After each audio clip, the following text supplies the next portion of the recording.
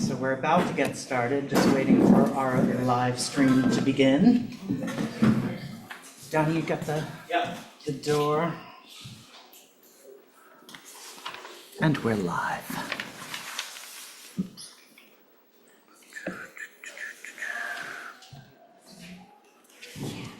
Okay. So welcome everyone to the relaunch of Growing Up Golem with Donna Minkowitz and Griffin Hansbury.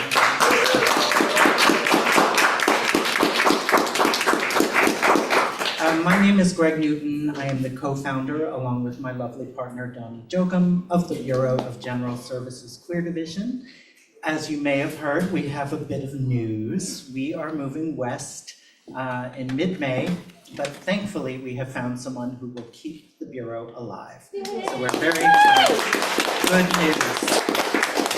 So normally I'd be passing a bag around for donations. Instead, I'm going to pass a QR code around. But you can also find this on our website, on Instagram, all the places. But we're very happy. We launched the fundraiser a week ago, and this is to help Jules Vernersbach, who is the owner of Hive Mind Books. They're going to purchase the Bureau from us, everything in here, all the equipment, everything. They're also going to be launching a cafe downstairs, which will be great for coffee, but also for business and helping to make people aware that we're up here tucked away in the corner. So I think that's going to be really great. And they're going to be retaining Hive Mind Books in Brooklyn. So it's a trifecta of queer power. Yes. So I'll pass this around. And what else did I want to say? The QR code is for what? Is for the fundraiser. Okay. So, did I not make that clear? It's just a QR code. Just scan it. That is for the fundraiser, which is going through June 1. We're very excited that we're 82% of the way there. It's over 40,000. So all of that will help tremendously and will make us very happy to be able to move and know that it's secure and it's going to move forward. It's looking very, very good. And I want to say thank you to everyone who's donated, who's spread the word. All of that helps tremendously. Yes, thank you.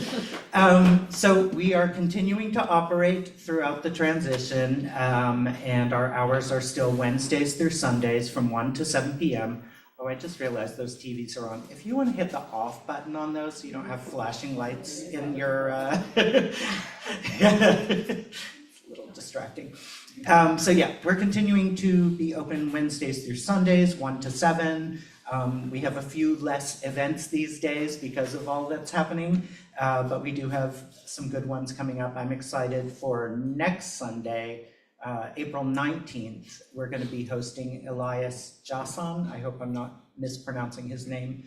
He is the editor of This Queer Arab Family and This Arab is Queer, and he's going to be here on Sunday, April 19th at 3 p.m. in conversation with the journalist Afif Nassouli. So we're super excited about that. Let's see, what else? What am I forgetting? Our land acknowledgement. So the Bureau acknowledges that our organization operates on the unceded land of the Munsee Lenape. We encourage you to join the Bureau in signing up to make a monthly donation to the American Indian Community House, which is located here in Manhattan and was founded in 1969. And signing up to make a monthly donation to the American Indian Community House is one way for settlers and non-native people to acknowledge the legacy of theft and genocide that comprise the history of New York City and the United States. And you can find out more at aich.org. The Bureau also recognizes Palestinian liberation as a fundamental part of our collective queer liberation. And we encourage you to take one of our, I do a lot of encouraging up here. I encourage you to take one of our free zines that are by the register about why we feel it is especially important for queer people to speak out in solidarity with Palestinians. So please take one of those and pass those along. And I think that's all the housekeeping. Let's get to business. We're very happy to have, as one of the last events that we're doing before we move, to have Donna and Griff with us, both of whom we've known for many years, and we're just delighted to have you back. So, Donna Minkowitz is a writer of memoir, journalism, and fantasy. Back in the day, she served as the Village Voice's main columnist and reporter on queer politics and culture, how I first learned of you. She is the author of the Lambda Literary Award-winning memoir, Ferocious Romance, What My Encounters with the Right Taught Me About Sex, God, and Fury, which was about covering the anti-gay Christian right undercover as a radical lesbian journalist. So much work to be done there. She also wrote Donnaville, a novel chills at will called A Masterclass in World Building, and which Matilda Bernstein Sycamore said shocks the senses to open the gates between myth and belonging. She has also written for the New York Times Book Review, The Nation, Slate, Salon, and New York Magazine. She is the winner of a GLAAD Media Award.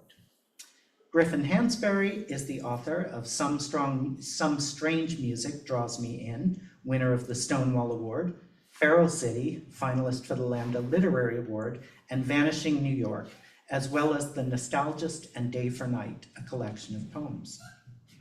A trailblazer in the field of psychoanalysis, he was also the first analyst to practice and publish as openly transgender. And as that t-shirt you have said, you were trans before it was cool. Please give them both a very warm welcome.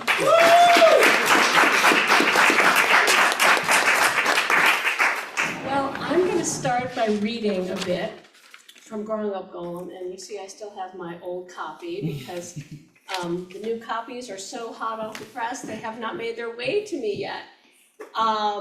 But I'm going to read a bit, and then Griffin and I will talk, then I'll read a little bit more, and we'll talk more, and we'll open it up for reader questions. I want to say I am so happy to be here reading one more time before Greg and Donnie hand over the bureau. I am so grateful to both of them for starting the bureau and running it, this amazing, vital, queer literary and art space that is so liberating and such a community spot. So I'm really grateful for that. And it's really nice to see so many old friends out here in the audience.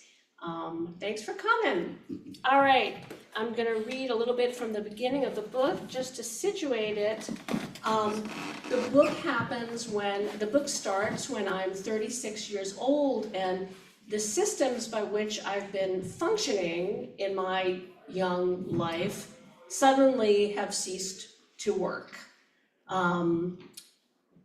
Everything's stopping working, and I have to figure out why. Okay. My mother loved to make things. One day, when I was 32 years old, my mother created a giant half-life-size doll that looked just like me.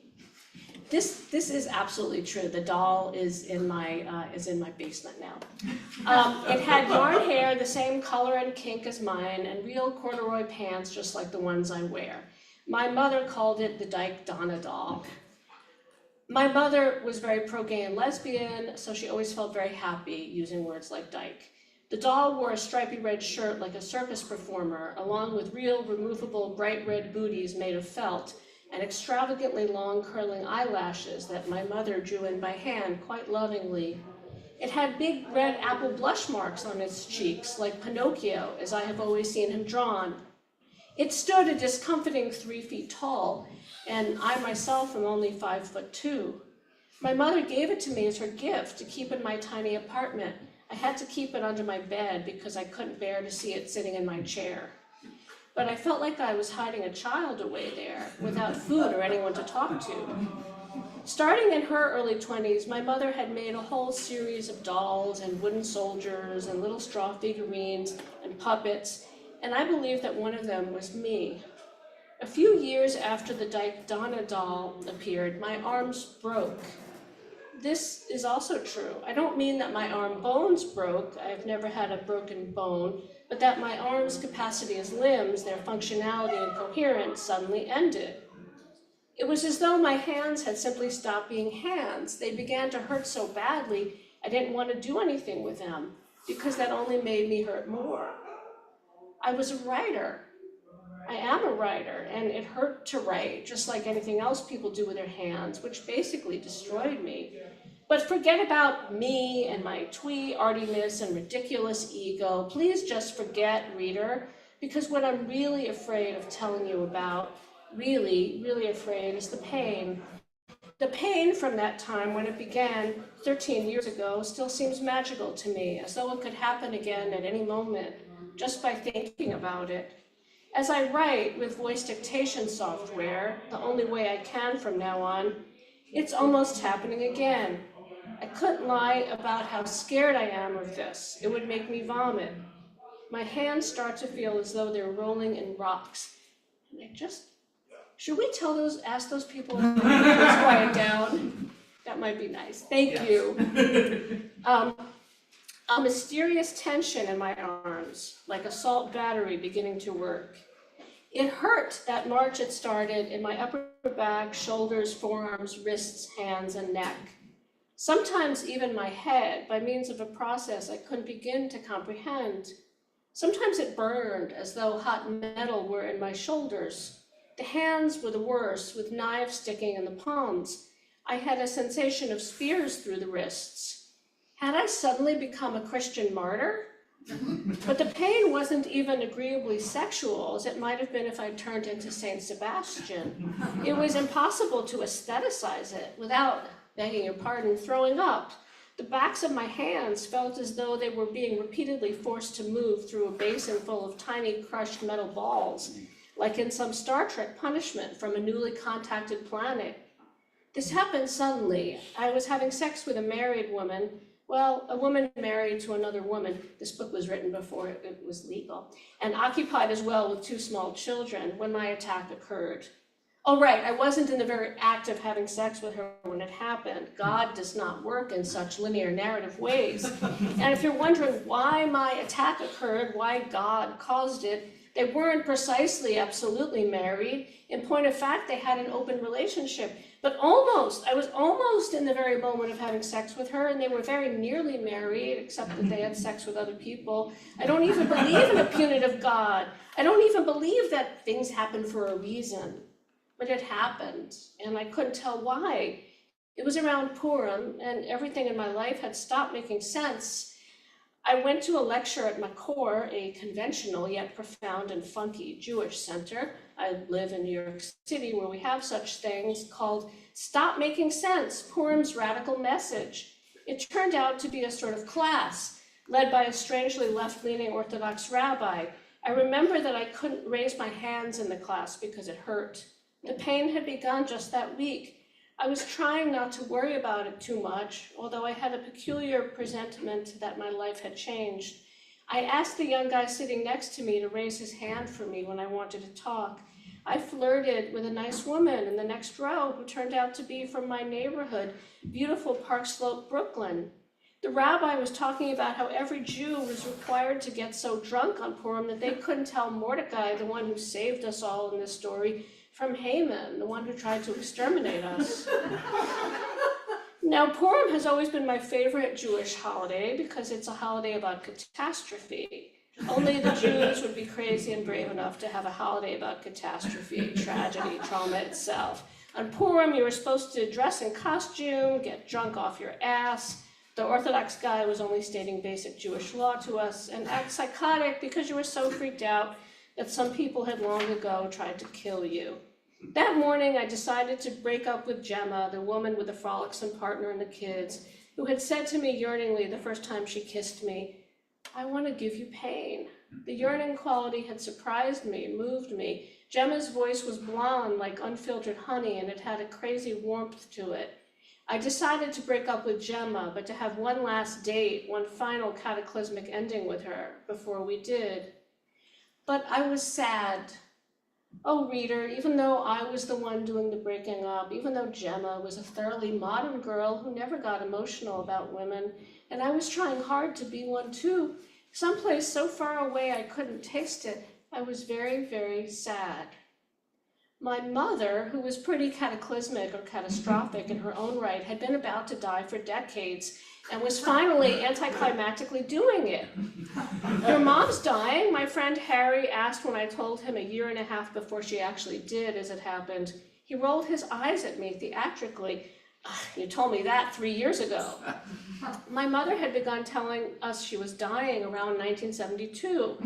An operation that she'd had for cancer of the larynx when I was 7 had been a great success, although it left her with a large permanent opening in her neck that she referred to conversationally as my hole. She breathed through it. It looked a little bloody, but she would cover it with baby napkin bibs or flowered scarves. The hole worked pretty well, but she said it left her vulnerable to breathing a lot of particulate matter, which causes asthma and emphysema.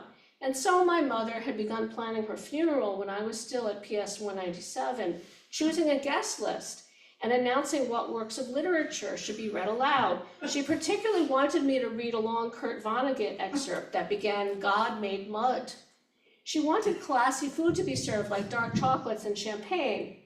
Later, as we entered a new millennium, my sister Josie and I had a, quote, dying party with her one evening when she was certain she would go that night. I brought her favorite foods, wine spritzers, and a hot fudge sundae, and we sang to her. The dying had started when I was 8. I was now pushing 40. In addition to my mother's being finally, maybe ready to pass, other anticlimaxes had been bursting out all over my life. I had just broken up what I'd considered a marriage to a gay man by whom I not only never got stooped, but usually didn't get my phone calls returned. Perhaps this was a series of crumbly anticlimaxes because just before that, Edna, my therapist of 12 years, had suddenly dumped me. She said she'd just realized that our therapy wasn't working. My first book had come out to poor sales naturally, although my editor had said the book would make me the next Susan Faludi, just before Edna ditched me. Before that, I'd left the Village Voice, my sole and tightly gripped foothold in the writing world, because they had promised to make me an official, salaried staff writer and had gone back on it. Me, I had slipped into the Voice at the age of 22 and snuck, wormed, even stolen my way into writing for them. Why else would the paper I believed in more than any other publication in the country publish me? I wasn't a real person, and I knew it. I have always been a makeshift, artificial person, like a scary marionette or a ventriloquist dummy, and I have always known I would be found out someday and punished for my evil dissimulation. And I think I will stop there.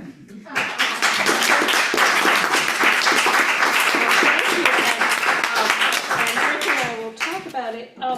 I go on and I put out the conceit that instead of giving birth to me, my mother created me through traditional Jewish magic to be her own personal golem servant. And just quickly, for those of you who don't know the legend, the idea is that people who use this Jewish magic can take some clay, put it in the shape of a human being, breathe the breath of life into it, and it looks like a person, it walks and talks like a person, it goes around, and it does what the maker wants it to do, and it doesn't really have agency. And my mother did actually tell my sisters and me that she knew how to do traditional Jewish magic, and we did believe her for quite a while. Listening to you read and looking at this image of a kind of Ooh. labial like hole is just sort of perfect. And Well, I'm always happy to be in front of the labial hole.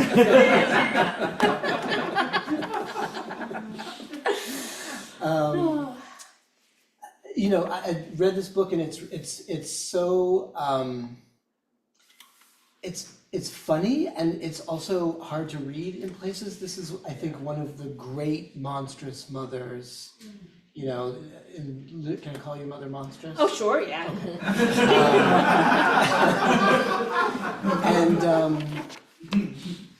You know, you do something I think incredibly, I hate the word brave, but brave in really going into a lot of how your mother's sexual strangeness really transferred into you, you know, and you talk about this sense of being porous, you know, and this porosity that she can kind of get inside of you.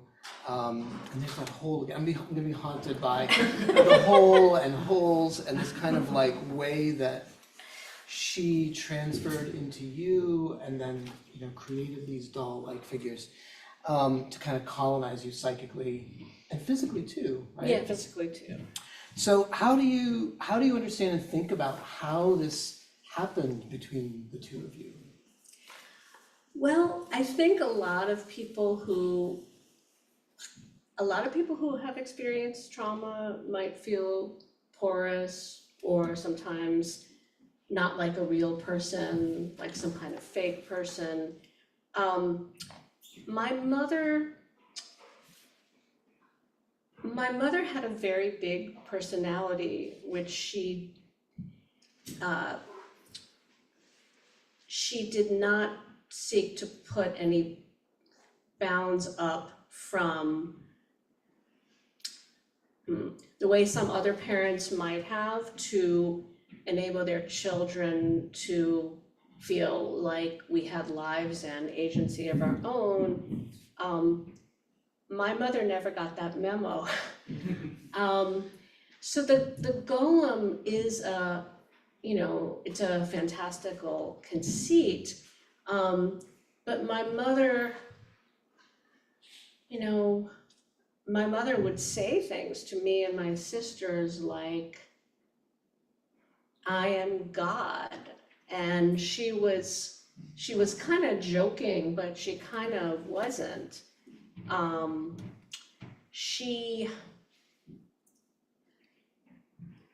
really did not get that her children were not extensions of her.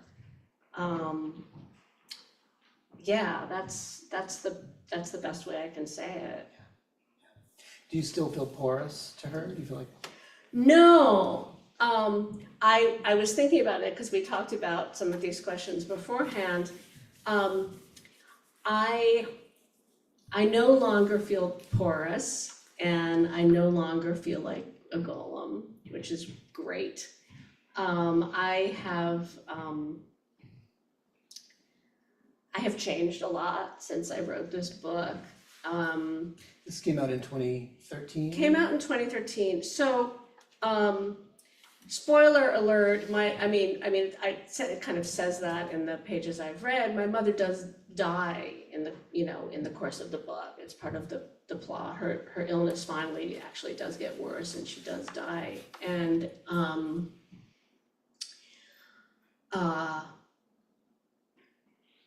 it was freeing for me, and I think for my sisters as well. We all developed serious long-term partnerships after she died, and we had not done so while she was living. Yeah. Yeah. Amazing. You have two sisters? I have two sisters. Yeah. Do you feel like the call of the golem sort of fell on you and not them? And what do you think that was about? Is that queerness? Is that? Yeah. Well, one of my sisters is also queer and one is straight. What do I want to say about that? I actually think that my sisters' relationships to my mother were not dissimilar from mine. I don't want to go into detail because they do not like me to. So in the book I wrote mainly about my relationship with my mother, but I think she, one of the things my mother did, she was in the field of philosophy, in particular philosophy of education, and she would often tell me,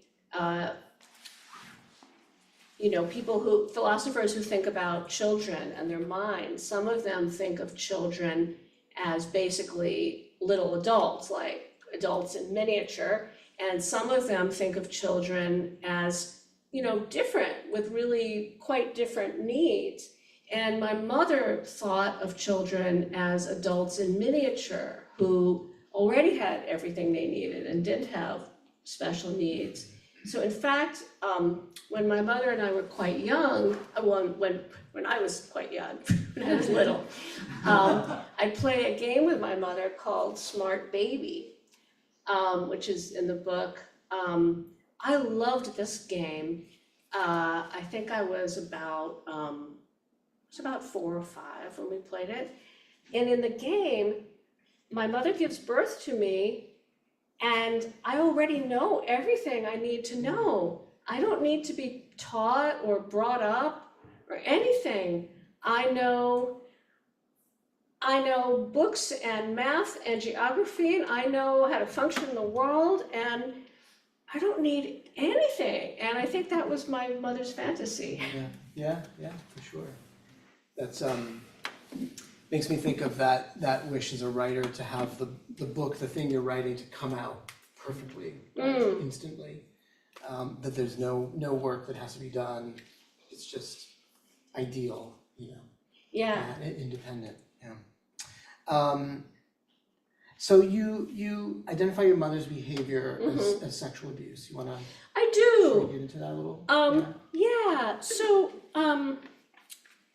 right, most people who talk about sexual abuse are talking about physical sexual abuse, which this was not, because my mother didn't touch me in a sexual way, although there are a couple of scenes in the book that are sort of borderline. But my mother was really,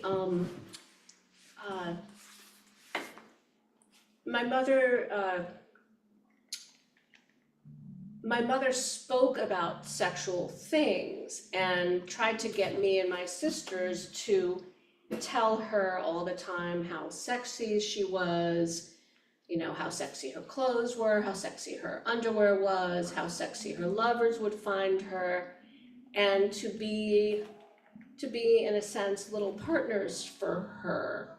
And I mean that, and just kind of speaking and acting in many ways that were very sexual, and invited me to engage in this communication with her. And it's not the same as the kind of sexual abuse that involves sexual touching, but I do believe it is a kind of sexual abuse, and it did really affect me.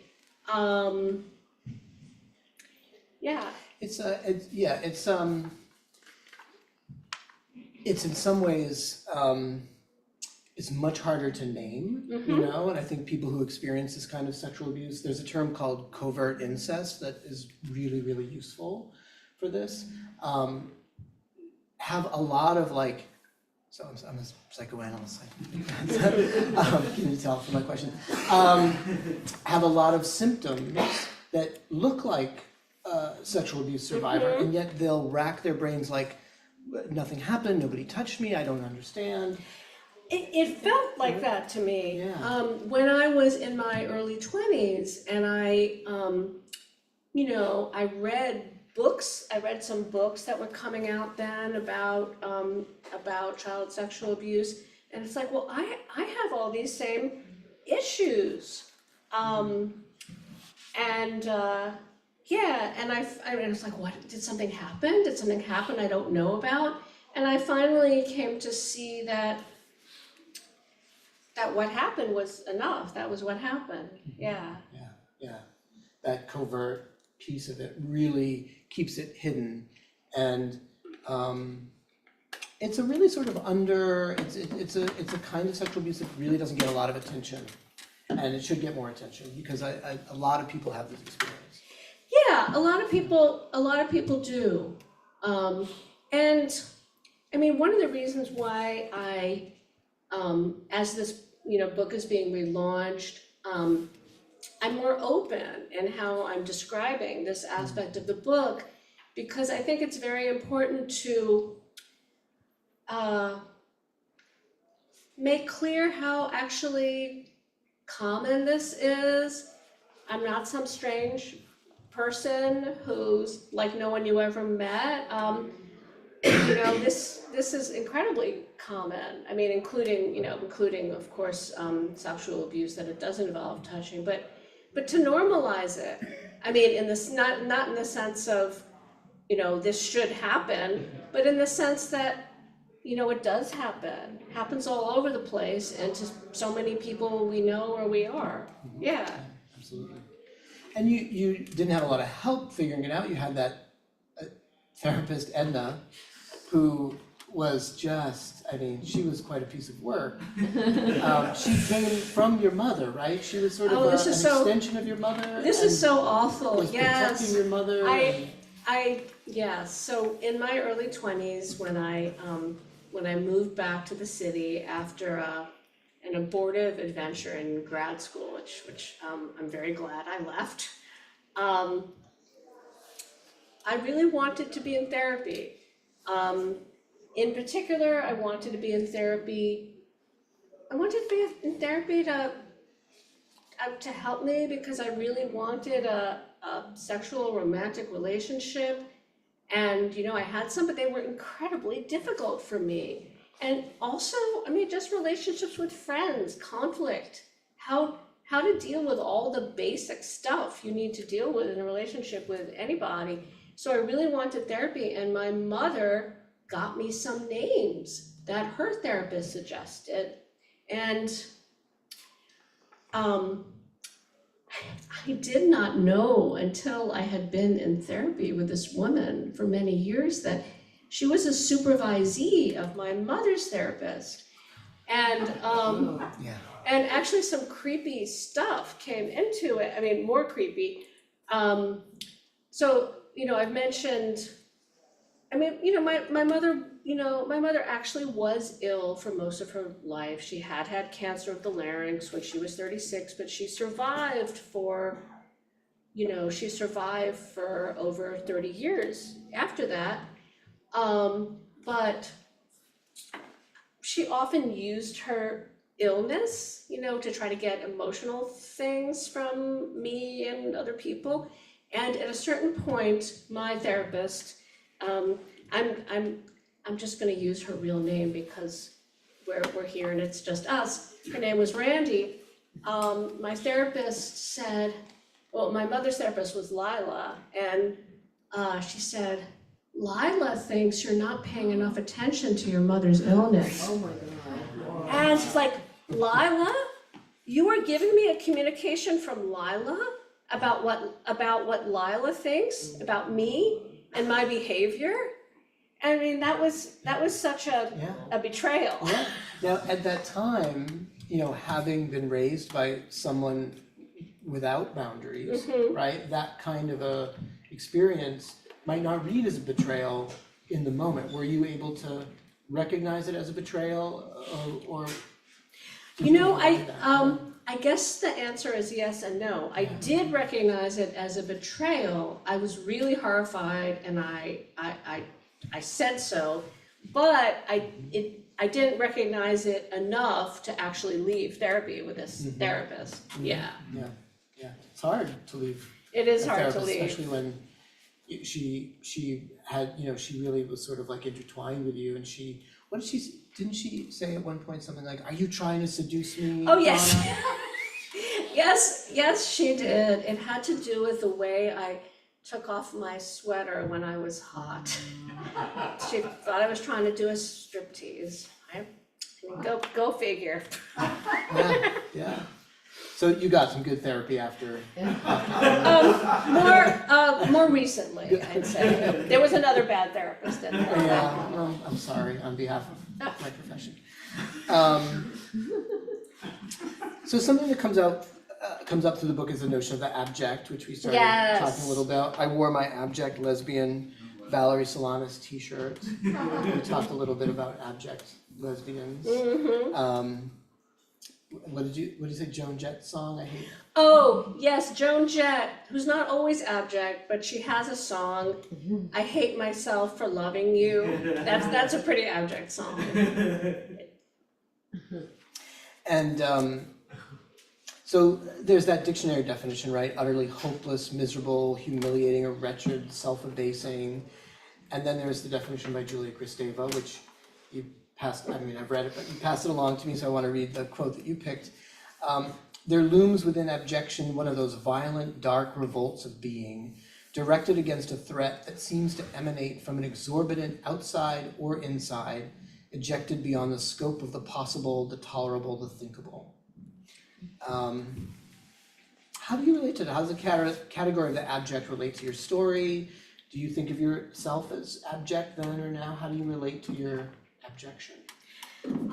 Yes. And do you see abjection or your abjection as particularly queer or lesbian sort of kind of abjection? Does that... I don't know if my abjection feels particularly queer to me. What do I want to say? This book, when it came out in 2013, was in a lot of ways a kind of coming out for my objection, because before it came out, I had been quite secret about, quite secret. I'd been much more, for a writer who wrote about herself, I had been much more hush-hush about the fact that, you know, in my life, there has sometimes been a part of me that knuckles under for other people and hasn't seen myself as worth very much, and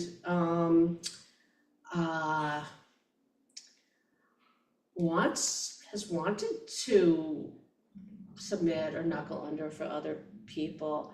So in my first book, when I first started writing about BDSM, there was some in my first book and some essays I published. I wrote a lot about my top energies and not at all about my bottom energies.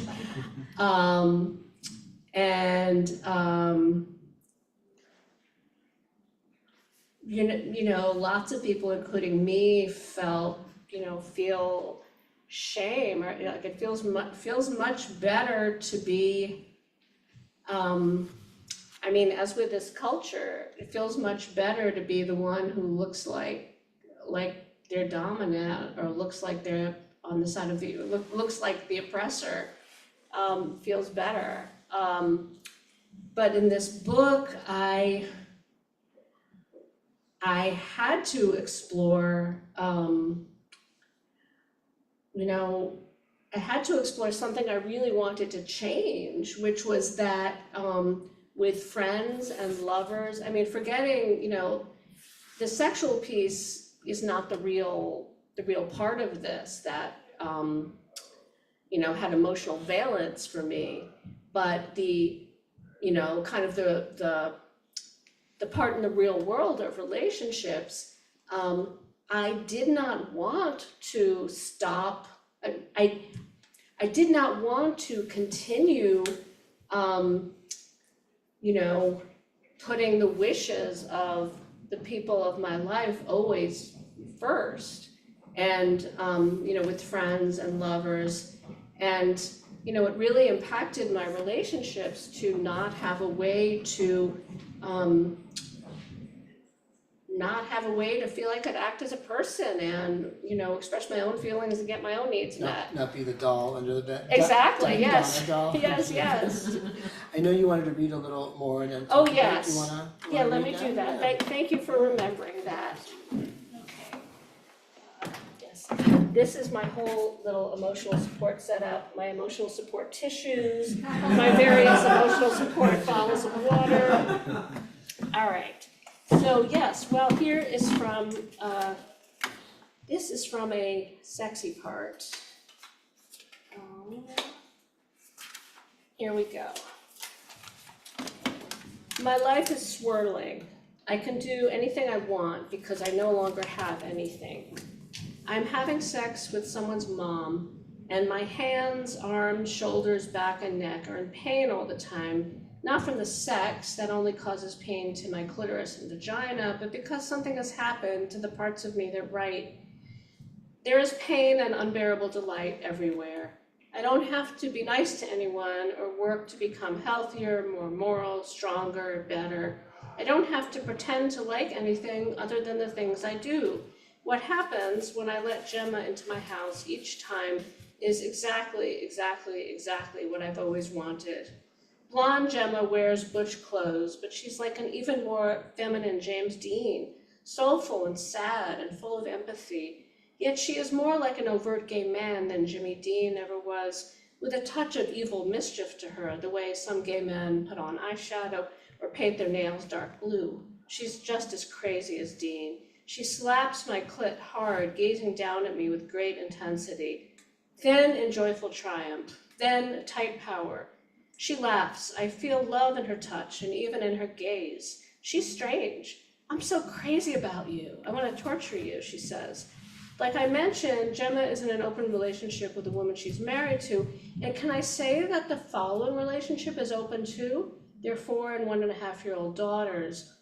The family openness to all sorts of behaviors does not extend to Gemma's being allowed to tell partner Anne about our relationship, or my being allowed to touch her in public, come to the house, or make any sort of emotional claim. Gemma and Anne have an agreement to be discreet, though they consider themselves revolutionaries because they fuck folk like me whenever they want to. We model ourselves on European men, Gemma tells me. Do what you want, but never say a word. Although she hasn't told the partner Anne knows anyway, Gemma whispers in my ear, 2 fingers deep inside me. In my mind, Anne knows anyway because what we have in my bedroom is a burning sun enclosed in that tight space. Gemma says that I have a tight space. I've never been with anyone married before. It violates my standards for acceptable lovers, but I've always believed that I should fuck married people. I've thought I ought to fuck everyone, anyone, 24 hours a day, in all possible combinations, whether I'm horny or not. I've never ever been the sexual madwoman my mother wanted me to be. Now life is mad, and I am a woman. Finally. Gemma touches me like flame. I do feel loved. Her touches are so soft and so fleeting that I do feel like I'm being tortured. There are very many of them, but they make me into starving, thirsty Tantalus, bound just out of reach of the wet fruit tree. Tantalus was the scariest image out of Greek mythology for me as a little girl, scarier than the guy who got his liver eaten every day, until she turns and slaps me, which is a comfort and a tense frustration all at once. She teases me and provokes me and bothers me for hours, but to me the perpetual, inconclusive stimulation feels like love, feels like I'm being babied, as though a mother were someone who kept her baby up through the night, tickled it whenever it got sleepy, pulled on its toes. She's the first mother I have been with. When I suck on her breast the first time, she asks snidely, "Are you trying to get milk from it?" "I'd like that, actually," I say, forthright. She hesitates, bemused. So would I.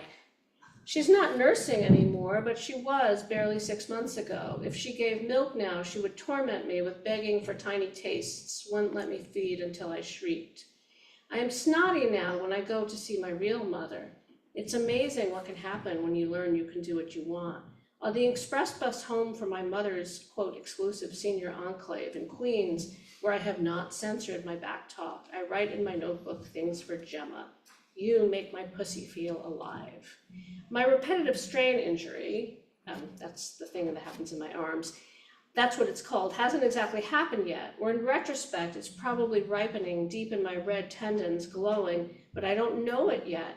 My pussy suddenly is alive, though, inflamed just like my arms. I am in a bright and wicked zone where I eat luxury meals without feeling guilty, don't always return my family's phone calls, don't spend weeks wondering if I've hurt a stranger's feelings. I feel beautiful for the first time. Gemma is the first woman I've been with after some 30 others who I was actually attracted to. I have steered clear of beautiful, sexy, even cute people all my life. They're frightening. In 20 years of dating life, I have dated only the homely. The only reason I said yes to coffee with Gemma in the first place is I thought she was unavailable. Up to this point, if I've seen someone sexy, I've turned and run the other way. Even seeing one of them briefly makes me seethe with seduction and shame. It is ugly to want them, as ugly as I surely am standing next to them. Every sexy person sticks a knife in me simply by existing. When I walk by them, I am wrong, criminal for wanting someone who could never reciprocate, and about to be punished for it.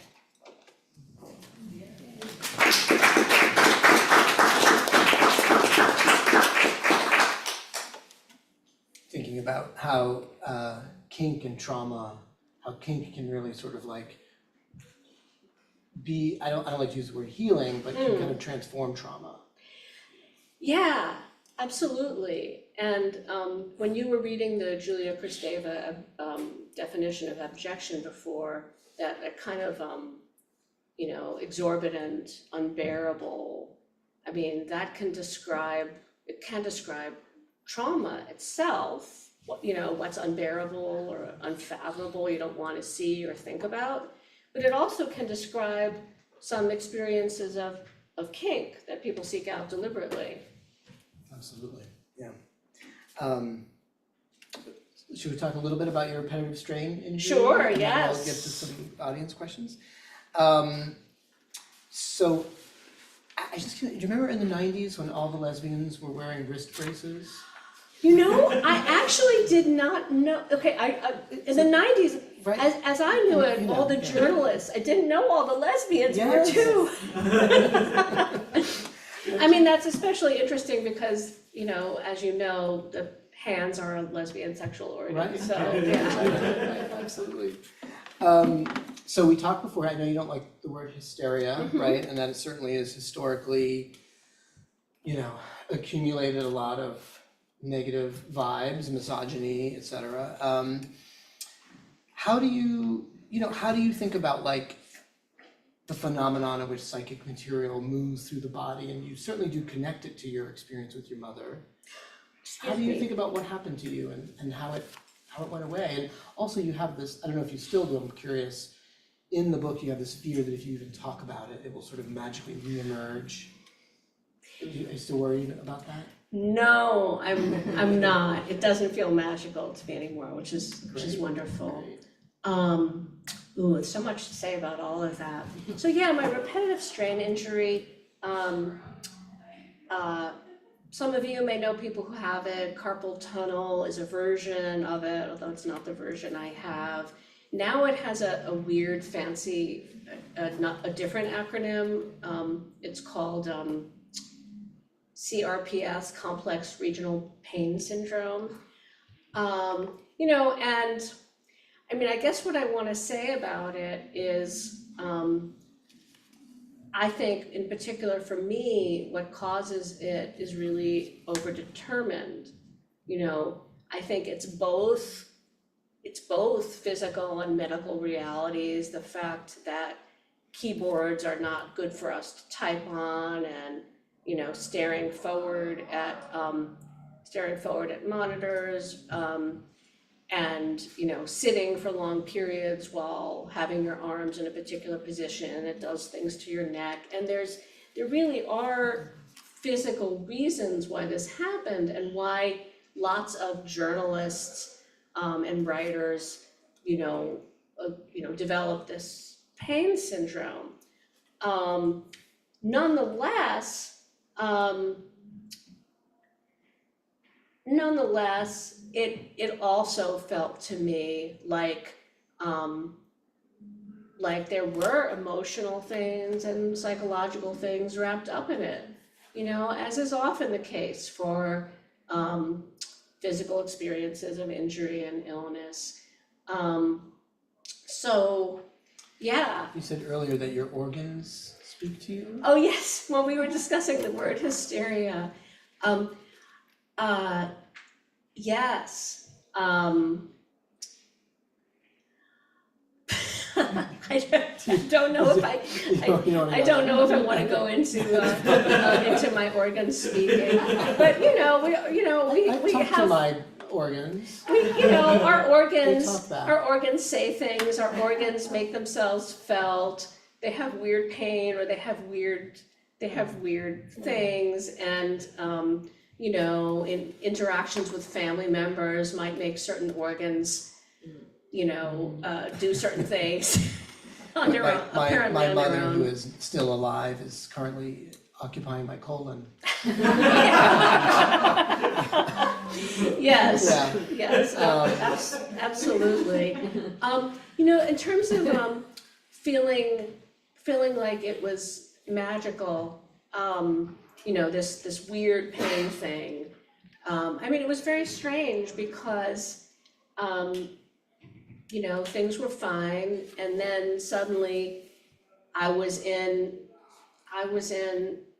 intolerable pain, and I couldn't use a computer, I couldn't do lots of normal things like cook or take my garbage out, and I had to get people to do all kinds of just regular things for me, which is also a big story in the book.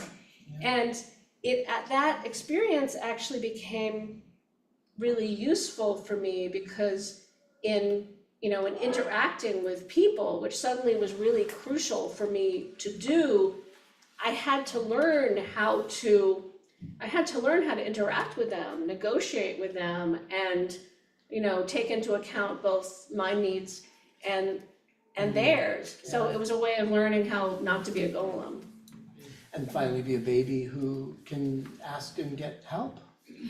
Actually, Rather than the adult baby who comes out fully formed. That's a really good point. That part had not occurred to me. I did, when I was going through it, think of the injury itself, the RSI, as my baby, who I had to, it's like, well, I have this baby now, and I have to care for it. But yes, I also was the baby, and I had to accept help and ask for help and find ways of asking for help that, you know, didn't completely turn people off and push them away.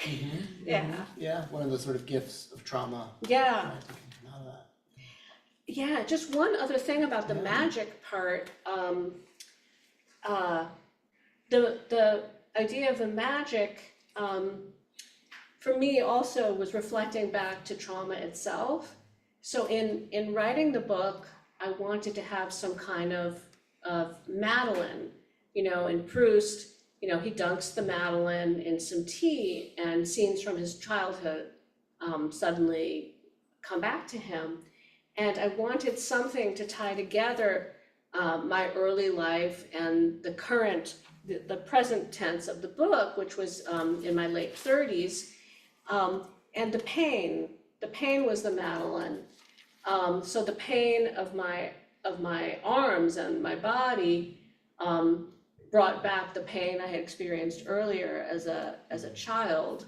I just want to add, there's also a whole piece we haven't talked about in terms of pain, which was that my father hit me, so that was other trauma that was going along with all of this.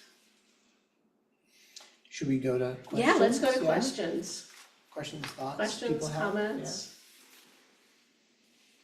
Yes. How did you and how do you now kind of experience that intersection between being queer and being Jewish? Well, a lot of my life,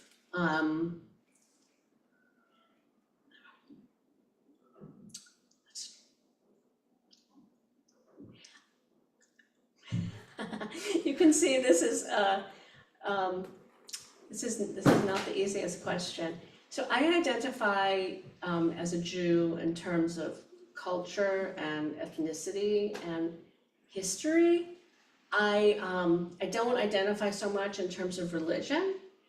My mother would say to me growing up, and this is actually maybe one of the better things she said, you're a Jew if Hitler would have killed you for being a Jew. So a sense of identification around, you know, around oppression, you know, how a lot of queer people identify. I mean, there are certainly commonalities between being queer and being Jewish. In many cultures, it's both like an inside and an outside thing. Like Jews are Jews are inside of Western culture, which is Christian dominated, but we're inside, and Judaism forms the basis of Christianity, but we're also outside, and queer people too. Queer people, are fundamental to this culture that we live in, but our culture doesn't treat us like we're fundamental. Any other questions? Yes. I heard that you republished this book. Yes. And I was interested in revisiting this book for the new edition changed the way you see it now. I'm sorry, did you ask how I changed it? Yeah. I only made a few changes. There actually were some terms that I felt okay using in 2013 that for political reasons in 2026 is like, I don't want to say that. Okay, I'll tell one of the worst ones, which is so the voice dictation software that I used then was called Via Voice, and it's very like the voice dictation software I use now. It was very imperfect. It's imperfect. I mean, it's basically it's like an early AI, and it does some things, and it's not perfect. And I got mad and frustrated with it a lot, and I depended on it. So it had some interesting parallels to relationships with people who also are imperfect, and sometimes we get frustrated with, and we have to learn to deal with. So at one point, I called the voice dictation software a little R word cyborg. And so in the new edition, it's a little developmentally disabled cyborg. So some things like that. Yes. I was curious in terms of the golem metaphor, if it's also, are you referring to other golems of literature throughout it at all, or like the golem can be created by its creator, but it can also be destroyed by its creator? Absolutely. Yes, that does come up in the book. So yeah, in the classic golem legend, so the golem is created by by a very powerful rabbi to protect the Jewish community from like a pogrom. But the trouble is there's always this fear that the golem will go out of control and engage in terrible violence. And it's very easy to kill a golem. In some versions of the story, the golem is given life by the rabbi writing a word on its forehead, and the word is one of the names of God. So classically, the word is truth, which is emet, and in the stories, when the rabbi wants to destroy the golem, he just erases the first letter, so it's met, which means dead, and the golem keels over. Or sometimes there's a piece of paper with holy writing you put in the clay golem's mouth, and then it comes to life. And if you want to kill it, you can take the special holy paper out. So yeah, in the book very much there's a fear that, when's my mother gonna kill me? When's she gonna get sick of me? And throughout our relationship, there was a lot of, I remember, in as late as my 30s, my mother would literally say to me, "What have you done for me lately?" So yeah, it's very, very conditional kind of relationship. Any other questions? Yes. I have a couple, but first one, have have you explored at all the origin of your mother's behaviors? Yeah, absolutely.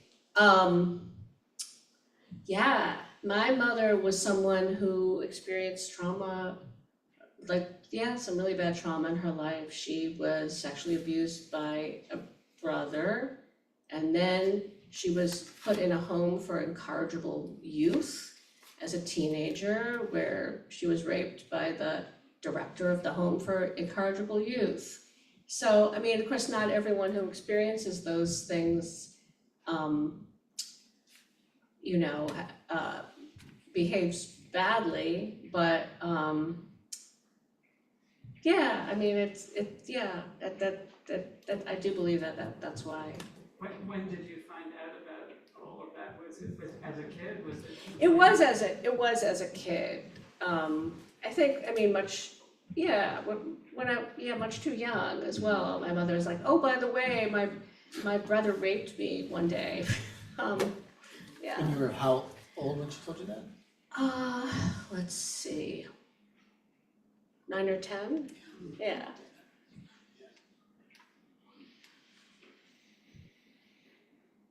I think, if I can anticipate you, Yeah. in one of your questions, you asked about how I feel about my mother these days. Sure. And yeah. I can go to that.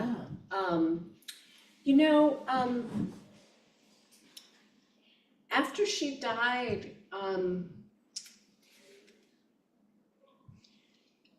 I began to get quote unquote visitations from both her and my father, who had died when I was 17. And they were very healing visitations. And I can't really tell you if, probably there were things created by my mind, although who knows, maybe there's life after death, and my parents did come to me. But in any case, they have come to me over the years and told me that they're sorry and they love me, and it makes, and I love them as well. And I'll also say, my mother gave me a lot of good stuff as well, which is sometimes one of the most difficult things for, if you've experienced trauma from somebody, to deal with the fact that there might have been a lot of great stuff as well. She taught me to read when I was really young and encouraged my reading and writing, collected every article I wrote, and told me I could do great stuff. And some of that was a little too much, but some of it was wonderful and nurturing as well. Yeah, it can be a real challenge to hold both. Yeah, absolutely. I have one last question for you, unless anybody else has questions, thoughts, no? So I just need to know, did you keep the Dyke Donna doll, or did you burn it in effigy? Did you light that on fire? Yeah, no, it's in my basement. When we had an attic, and another apartment, it was in the attic. Now it's somewhere in the basement. It does feel weird. It feels weird to have it there, but on the other hand, it would feel weird to throw it out or burn it. It's very weird. Yes. Okay, so now my hair's blonde. It's the color of my natural hair, which is brown. But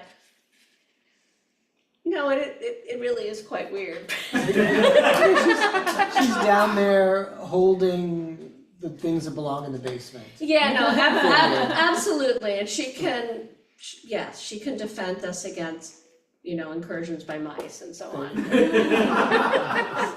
Well, thank you so much, and get this book. It's back here, it's wonderful, and I think, again, so important, the places that you go are places that I haven't really seen a lot of writers go, and so I appreciate that, and thank you for doing the book, and thank you to your publisher for bringing it back to us, and yeah, so.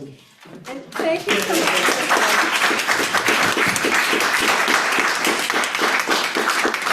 And there's some cheese and crackers and chocolate cookies in the back and seltzer, and feel free to stay and I can sign books. Donna will be holding court here at this table. Thanks, everyone.